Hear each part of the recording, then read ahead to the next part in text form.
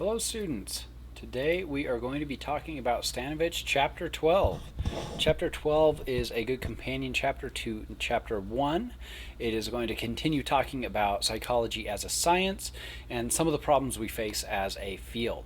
So after these chapters we will jump into the other book and talk more about a career in psychology, but let's finish up not finish up, we're actually going to jump back into our discussion about science and psychology after the midterm. But let's finish up with these two chapters to get a better idea about what the field faces in terms of science and people's understanding of psychology as a science. So, with that, psych and pseudoscience, psych and parapsychology, psych and pseudoscience are often very intertwined because, in a lot of ways, people perceive them as being similar. So if you take a look at a bookstore or something like that, oftentimes you'll see psych books, pseudoscience, or parapsychology all together on the same shelf. So let's take a look at what we can get in a recent search I did for psychology on Amazon's book page. So these are books that are all falling under the category of psychology.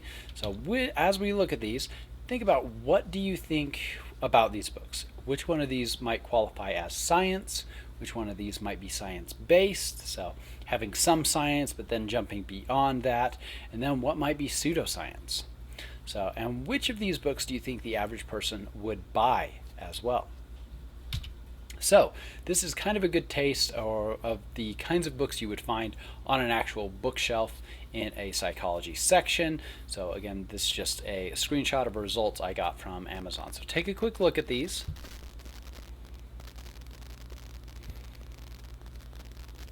I realized this one's technically a DVD rather than a book, but I'm sure you could find a book with this title as well, or a similar title.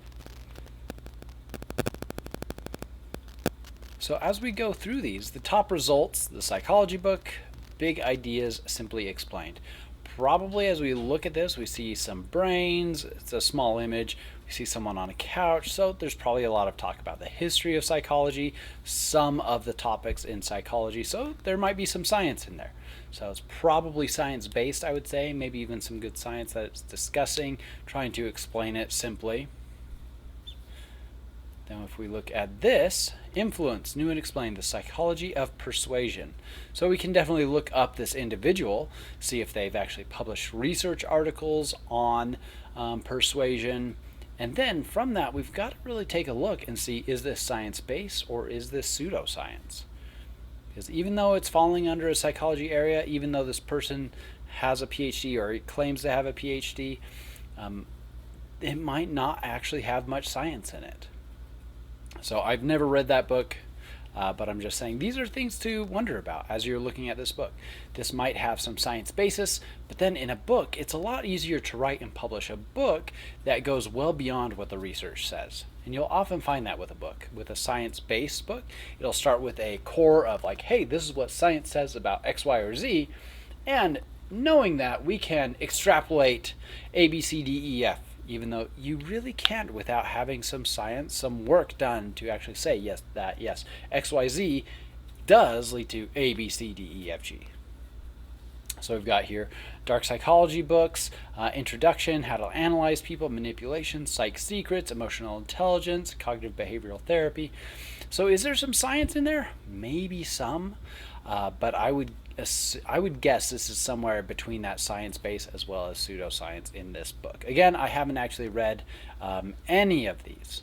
Let's jump down over here. I'm not going to go through each and every one of these books, but a few of them definitely. So Psychology Today, that is a magazine that publishes psych research. It's not a journal, or you wouldn't find journal articles like peer-reviewed journal articles, but you would find basically reports of psych research. So delivered in a little bit more accessible way, so you would definitely find some science in there. So here we've got Unfit, the Psychology of Donald Trump.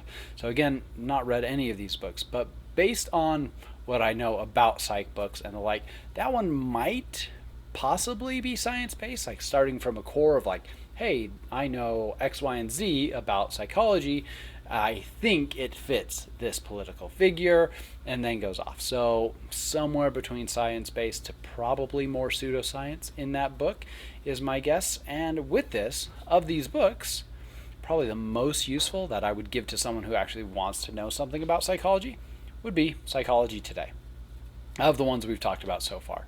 This one and this one and this one, since I don't actually know about them, might have little to no science in them. But which of these do you think someone's likely to buy? Probably this one over this one, right? Or probably this one sounds a lot more enticing or interesting than this one. And again, this one might actually have science in it. I'm not sure. This one, it's actually looks like a psych textbook, probably a general psych textbook. You can kind of tell from the price there, $178 for that book. Similar to over here, this is probably a psych textbook as well. So these probably have a lot of science.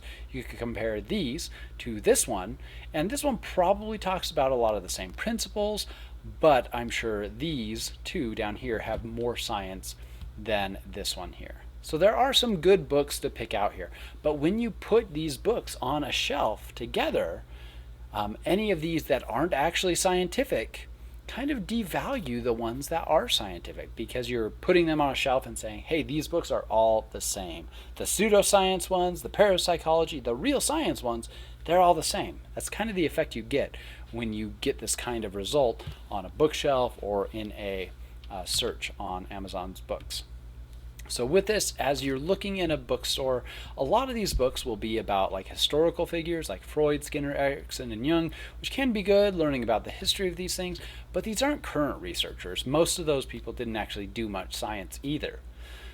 But the rest are most often parapsychology books or self-help books. And self-help books can be science-based, but oftentimes they're not.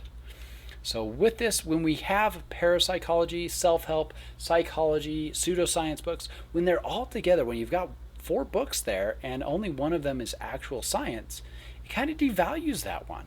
You're saying that that is the same level or value as these other 3 books that aren't actually as useful.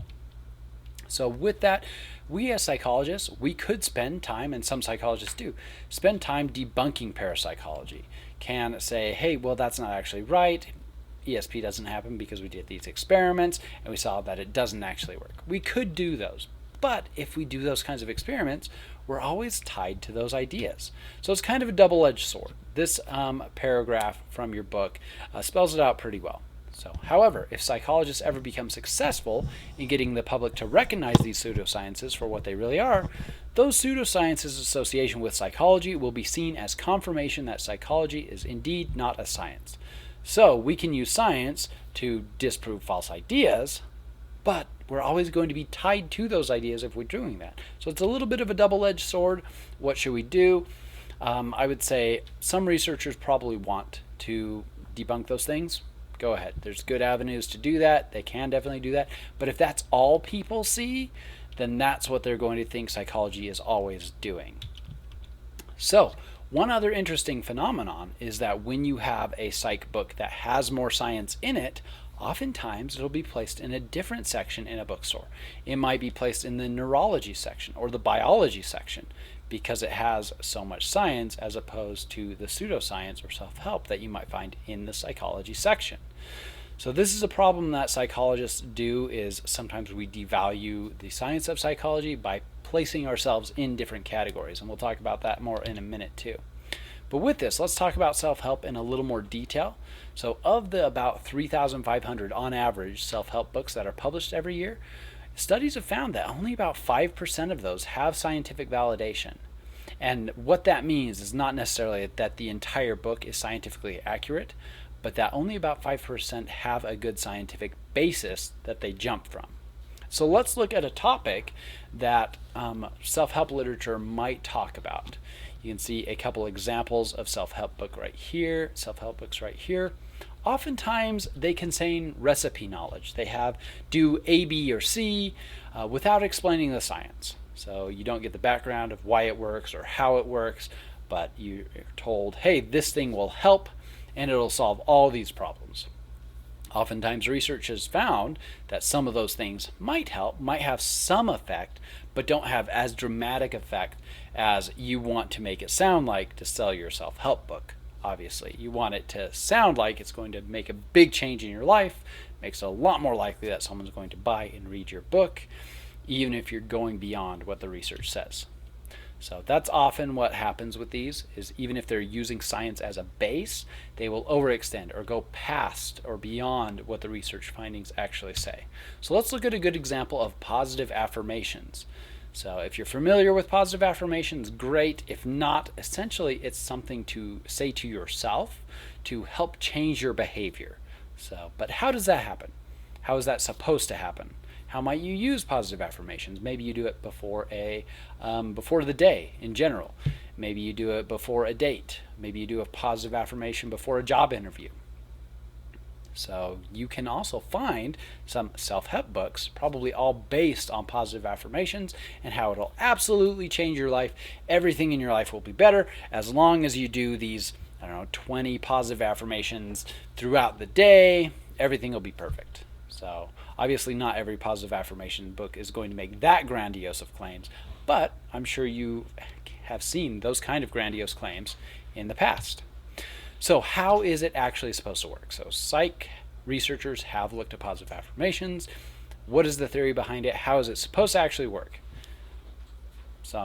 You do a positive affirmation, your behavior changes. Some magic happens in the middle there. Well, this is the theory of planned behavior. It's one way to look at positive affirmations. So here, any behavior, things go into that behavior before. So there are background factors before that behavior happens. The first, and one of the biggest ones, is your intention. Do you intend to behave? So in my work, a lot of what I do is about prosocial behavior or heroic behavior. So do you intend to behave prosocially in this situation? Well, that's not the only feature. We'll talk about what goes into that and what might stop you from acting. So do I have an intention to help this person who I saw fall and drop all their books in front of me? Let's say that. So what is my attitude toward that behavior? Do I think that's a positive or negative thing? Well, if I think it's positive, I'm probably a little more likely to intend to do that action. If I'm more likely to intend to do that action, I'm probably a little more likely to actually do the action. What's the subjective norm? Are people around me looking like they want people to help, or are they all laughing at that person? And would the subjective norm be not to help in that situation? So even if my attitude is, hey, I think helping is good, but everybody else, the subjective norm, says no, helping in this situation is bad, what'll that do to my intention? Those might work against each other in this situation. Or if other people are trying to help already, then maybe my intention drops as well. Or maybe if there's only one person helping, but there's a lot of books all over, maybe my intention's high and my attitude's still high. So these are both working together in that situation. And then what's my perceived behavioral control? Can I actually help pick up these books? Am I physically capable of that?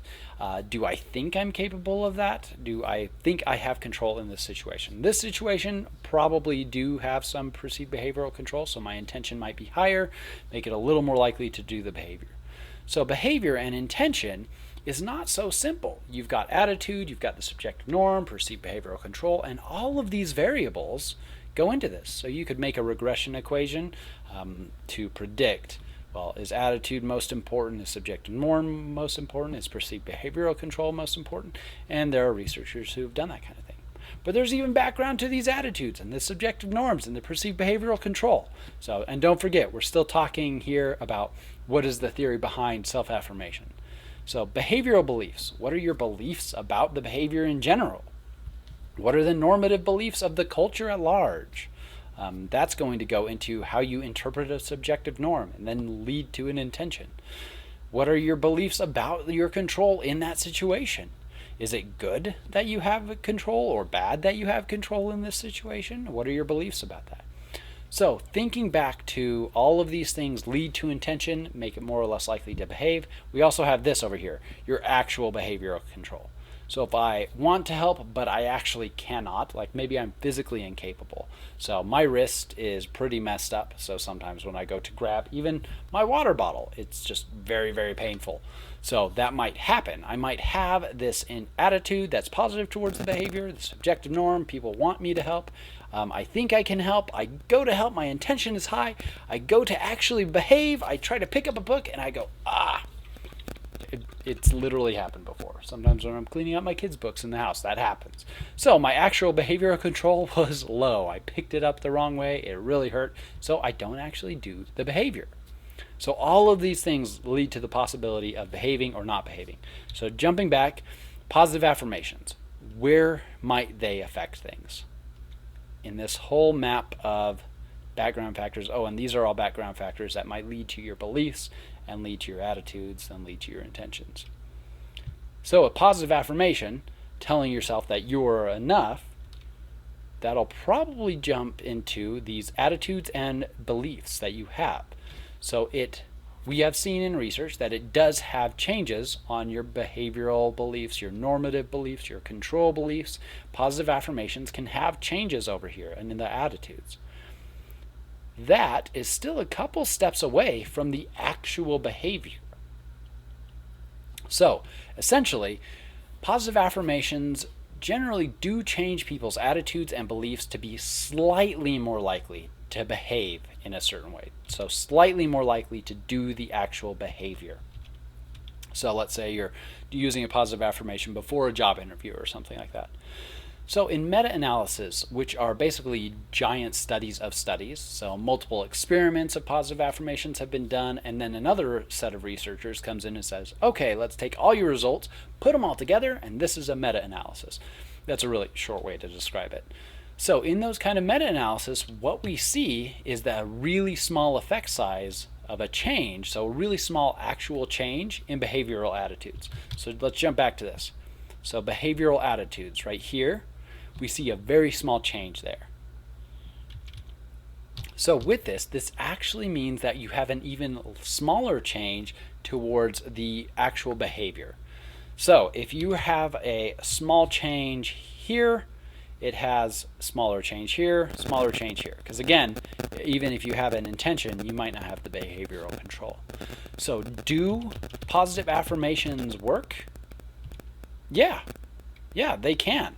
They can be really, really useful in helping people seek treatment for, say, disorders that they might have or things they might be suffering from, going to seek medical care. They can help people seek help for depression, for example. So positive affirmations have been shown to help make those behaviors a little more likely.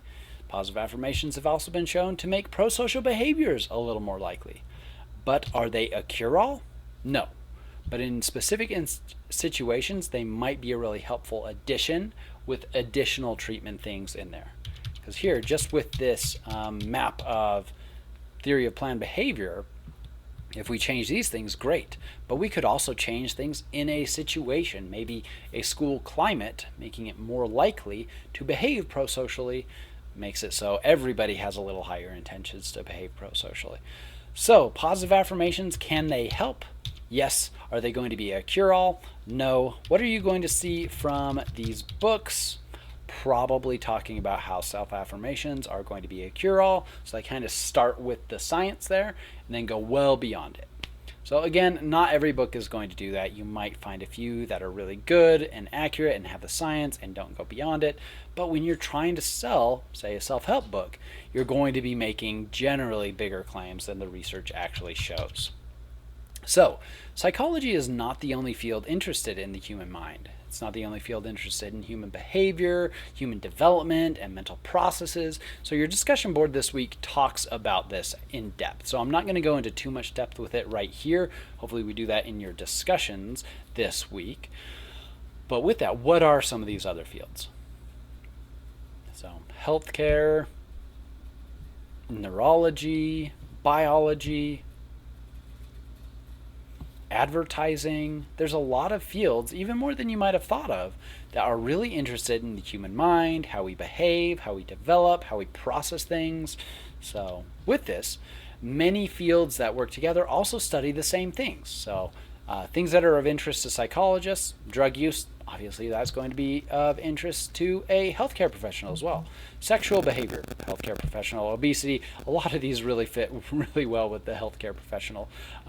So a doctor or a health researcher. Obesity, PTSD, so military researcher might also be interested in PTSD, someone who's interested in trauma or treating trauma. They might not necessarily be a psychologist, but they're going to work with psychologists. We can collaborate. Learning how the brain works is going to be really useful for people trying to advertise or trying to make things to activate our brains in certain ways. Learning how memory works. Psychologists are going to want to do that, and education professionals are going to want to do that. So there's a lot of overlap between psychology and these other disciplines and fields. Again, we'll go into more detail on this in your discussion board. But one good example of this is my knee surgeon. So my knee surgeon is doing studies to help people on how to help people recover quickly and positively after surgery. When I was in meetings with them, they talked about, more recent research shows that X, Y, and Z really helps people recover quickly or recover in a more positive way. So that's why I want to take this path with your treatment, because the outcomes later on tend to be better. So he's talking about research. This is relevant to psychology. This is relevant to the healthcare he was providing. One of my frequent colleagues is a political scientist. We've literally written papers together on heroism and how it's related to how people behave, how people develop, mental processes in the human mind of how do we process situations. So political science might not have been a field where you thought maybe psychology has overlap there. So all of these disciplines might use science to investigate these same things as psychologists are, and we can collaborate with these people. But one thing that we tend to do as psychologists, and this is something I've been guilty of as well, is use titles that devalue the psychology piece of this. So you might hear someone be referred to as a neuroscientist or a cognitive scientist. They might have a degree in psychology, or a degree, you might have neuropsychology, cognitive psychology, but they might say neuroscientist or cognitive science is on, say, their business card or their main landing page on LinkedIn or something like that. So what that does is that's taking out that psychology from that.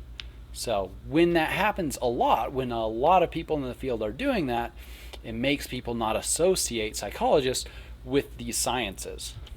With that can lead people to misattribute the work of psychologists to other sciences like biology, when it was actually a psychologist who did the work connected to biology. In some job descriptions, let's say in a book chapter I've written or something like that, I write a little blurb about who I am or the author or whatnot. Sometimes I've referred to myself as a developmental scientist rather than including psychology in there. So I'm guilty of this. So when we do that, it changes psych's perception in the public eye, so they don't necessarily see it as a science. So we're kind of our own worst enemies with that. There are different things we can do to make that better. So this is a really interesting story that was in your book. So I'll read it right now. Psychologist Frederick King, the director of the, I'm not sure how to pronounce this, Yerkes Primate Research Center in Emory University, talked about taking time to explain to a reporter. So the reporter was coming and interviewing them. They were explaining to the reporter the importance of animal models in understanding human neurological disorders. So animal brains can help us understand human brains and specifically neurological disorders. So after listening to this long explanation by King, talking about the science behind studying these animals, this person, King, had contributed for many years to the research on neurobiology, behavioral problems, and epilepsy specifically. The reporter asks, "How do you know anything about epilepsy? You're just a psychologist." So this is what we face as psychologists. A lot of people just don't understand that psychology is a science.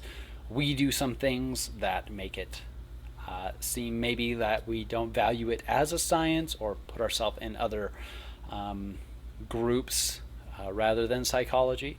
There's also that problem of when you go to a psychology section in a bookstore, there's other stuff there that is not all science. So there's different things that we can do here. We do bring some of these problems on ourselves. You might have heard of the phrase ivory tower. So here the tower is made of books rather than being just ivory. So this is kind of the idea behind the problem. Someone wants to say, solve a problem. And these researchers are saying, no, we study it, you go out and do it. So we might do that. We might have our position in the ivory tower. A lot of times you hear that basic research does this. Basic research can be really useful for then later applying it. You don't every single researcher doesn't necessarily have to apply their work. But with this, psychology is often overlooked due to psychologists not describing how psychology is a science to the public. So they don't explain their research to laypersons. So if I do a paper on increasing prosocial behavior, but all I do is write a paper and it's not accessible, like no one who would actually use it in, say, a program, maybe a community program, maybe what I create is some science that would be really good for an adolescent to be more prosocial.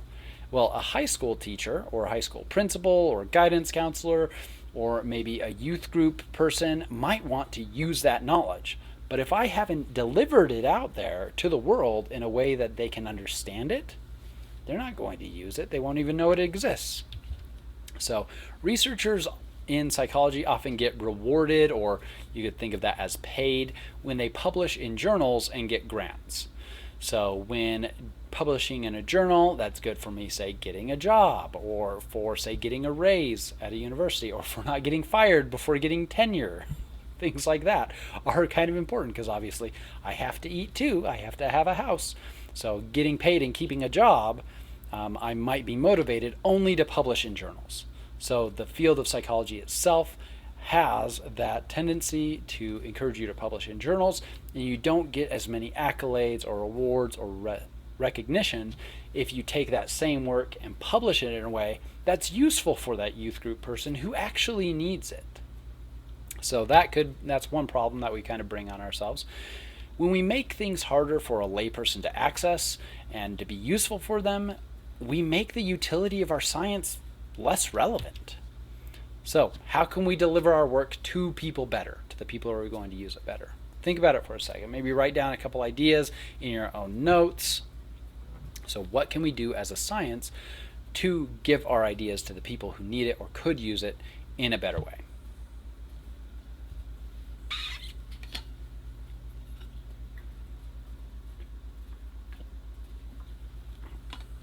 So hopefully you can pause this and write some things down, but I'll continue right now. So some things you could do is maybe also write a blog. So you could write a research paper, but also write a blog that's accessible for people to access. You could do a podcast. So some of my colleagues do that. I'm still going to a physical therapist, and most of the times I go there, they're talking about podcasts that they've just listened to in psychology or education, like some related field that are related to their work or just something they're interested in. And so it's a good way to deliver that in an accessible way versus a research paper that works with their schedule to access. Making a YouTube video or having a YouTube channel where you talk about psychology research, your psychology research, or other psychology research. Having open access to journals would be really great. We'll find as we go and look into finding peer-reviewed research in this class, and if you've tried to do that in the past, you might see that a lot of them are behind paywalls, and that means it's completely inaccessible to a lot of people. Google Scholar can help. You might find some things accessible through there, but our library at Salt Lake Community College pays for access to a lot of these journals, so we'll see how to do that. But that doesn't help the person who's a youth group coordinator or a Girl Scout leader or something like that who wants to use that work, but it's behind a paywall in a research paper. So there's a lot of ways we can deliver this to those people who would actually use it in a better way, and probably more ideas that you can think of as well. So one good example of someone who writes a blog in addition to their research is Darcia Narvaez. Let's see if this will pull up right now. So oftentimes they will write about the research they're doing. So if you can look in here, what is good enough mothering of a baby, authoritarianism towards babies, can you spoil a baby, bullying starts with babies, missing voice of babies. A lot of these are very early childhood.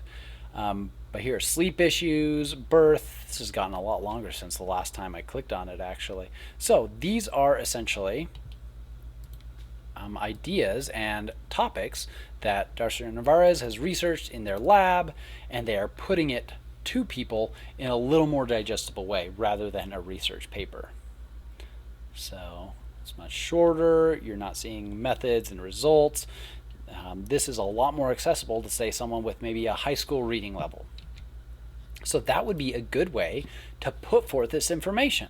And this researcher does a really great job at basically anything I've ever seen a paper of theirs on. They're always putting it on their blog as well. So a blog's not the only way to do this, obviously. Mihai Csikszentmihalyi wrote a lot of books on flow. I think I have it on the next slide. So here are just books on that Mihai Csikszentmihalyi wrote. So Finding Flow, Evolving Self, Flow in Sports specifically, Creativity, Positive Psychology. So a lot of these are maybe not all of them are high school reading level. Definitely some of them are like undergraduate reading level, but a good way to deliver the information to people as well as having research papers. So books, good way to do it. Psych video channels like Crash Course Psychology or SciShow will actually use a lot of their videos in this class. I use them in all my classes because they have a lot of good topics that I think deliver it in maybe a more entertaining way than I can or I do. So you can do that. You can deliver the information in a more infotainment way in a video. So with this, there's other ways to deliver this kind of information rather than just keeping it in behind a paywall in those research journals. So not to say that the research journals are bad. They're really good because they're peer-reviewed. There's a really good utility in having peer-reviewed research to make sure you have good science. But you can also talk about that science in a blog, in a book, in a video. There's other ways to get this information to people who are going to need it. So as we continue in this course is really designed to help you as a student navigate your undergraduate major or minor in psychology, prepare for a career in psychology, or even other helping professions if you don't stick with psychology. So getting into a graduate program is one thing we'll talk about as well, talking about the kind of job opportunities with a bachelor's, with an associate's, bachelor's, master's, PhD. We'll talk about that. And getting into a grad program in psychology can be as competitive as getting into medical school. So you'll need to know early on in your career what kind of classes to take, what kind of extracurricular activities will help prep you for what you want to do. So should you be doing internships? Should you be engaging in research? It depends on what kind of interest that you have. Maybe doing both is what you're going to need to do. So knowing what to do as you start off now is really going to help you in your path down the way. And a lot of the Dunn and Hallinan book focuses on that. So that's what we'll be jumping into for the rest of this first half of our class is the Dunn and Hallinan book and how to negotiate psychology as a major. And the first thing we'll assuming I haven't changed it at the point that you're watching this, the first chapter that we'll cover is Dunn and Hallinan, Chapter 5, next time.